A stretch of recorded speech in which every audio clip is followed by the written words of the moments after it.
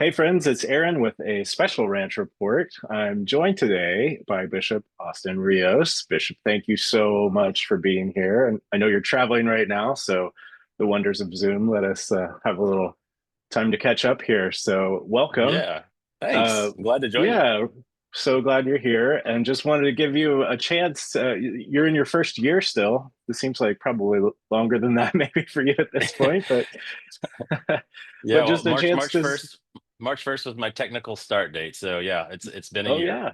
Yeah, Great. Well, we would just want to give you a chance to kind of introduce yourself to the ranch community. I know many of them have met you, but a lot haven't. So, sure. yeah, your chance to say hi and tell us a little bit about yourself and, yeah, your time here. Hey everybody. Really nice to meet you virtually. I wish I could see you as well, but at the same time, like I'm sure that we're gonna have opportunity to get to talk like that in the years to come.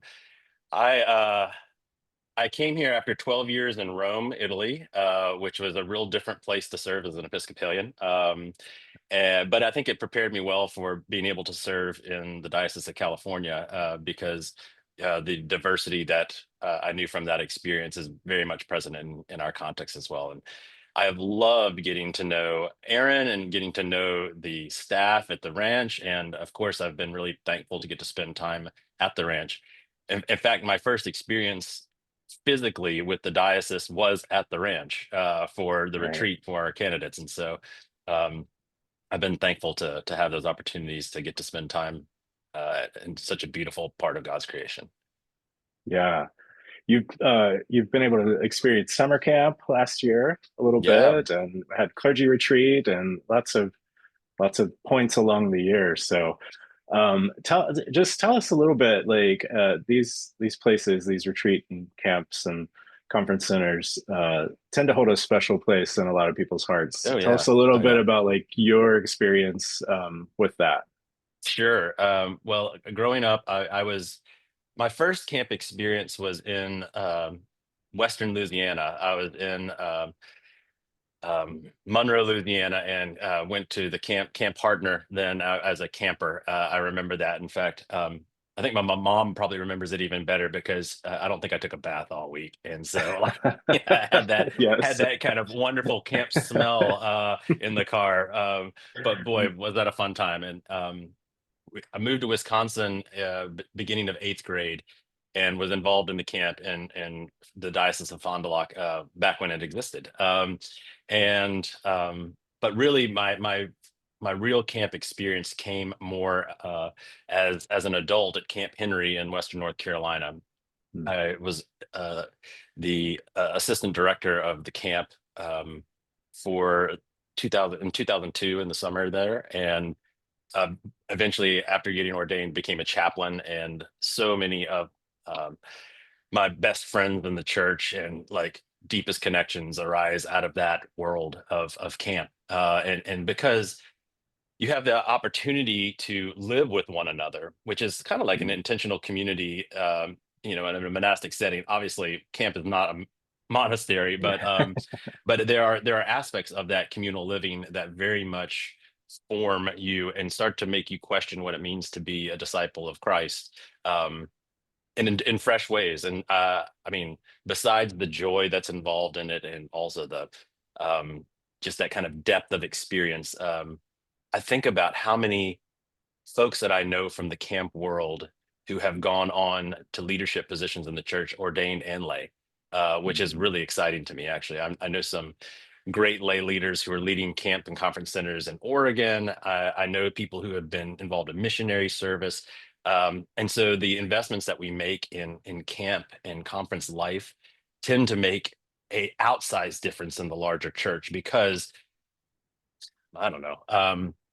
There are ways in which we've done church that in the kind of the week to week setting that sometimes feel unapproachable for folks who are really questioning their faith or who maybe have been hurt by religion. And camp can be a safe place, and conference centers can be a safe place where you can explore what a new relationship to God and to neighbor might be, and to church. And so I've seen a lot of people kind of change their minds about what they thought the church was and start to embrace what the actual church is. And that's really exciting to me.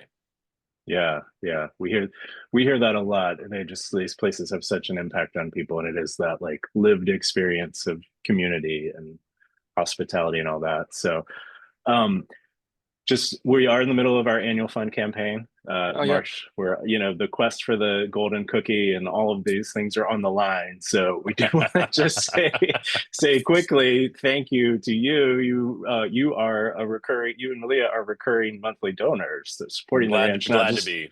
not just in word but with your finances. So thanks for that. And You're welcome. You're you're welcome. And yeah I think that's I mean, I hope that others would join us in that because I feel like that's one of the best ways to um I don't know. I find a recurring gift is an opportunity to not only like show my support, but it's also an opportunity to pray differently. yeah When that reminder comes in each month of the donation, I'm like, yeah, let's pray for the ranch today.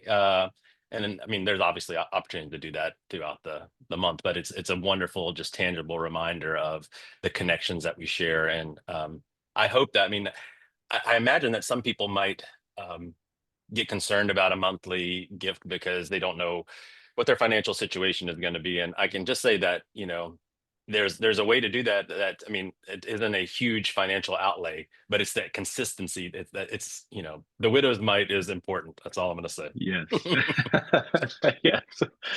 Well, thanks for that. And so we just wanted to do a short intro today and get you out to the ranch community. But you're going to be joining us in person at our Acorn Society weekend Yeah, I in can't wait. That's June. gonna be great. And so we'll get to spend more time with you. Hope all of our ranch community shows up, and you'll get a chance to be here too. So look for that information. I'm sure it'll be in the email we send out here, and some coming an invitation form soon. But Bishop Austin, I know you're busy, so I'm not going to keep you any longer. But thank you so much for spending time with us today. Anything you want to say to the ranch community before you go?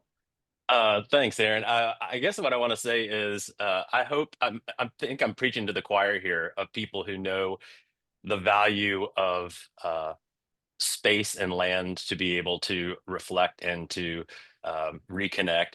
I think I'm preaching to the choir about people who love the programming that happens at Bishop's Ranch.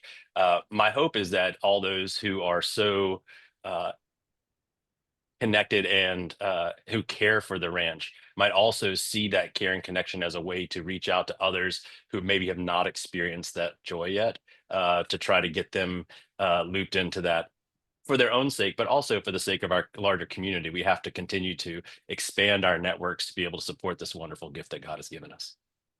Yeah. Well, thank you so much. And thank you to the ranch community. I always say everything that happens here happens because of the generosity of the ranch community. Thanks for being part of that, Bishop Austin. And until next time, be well. Thanks, Aaron. Appreciate it. Thanks.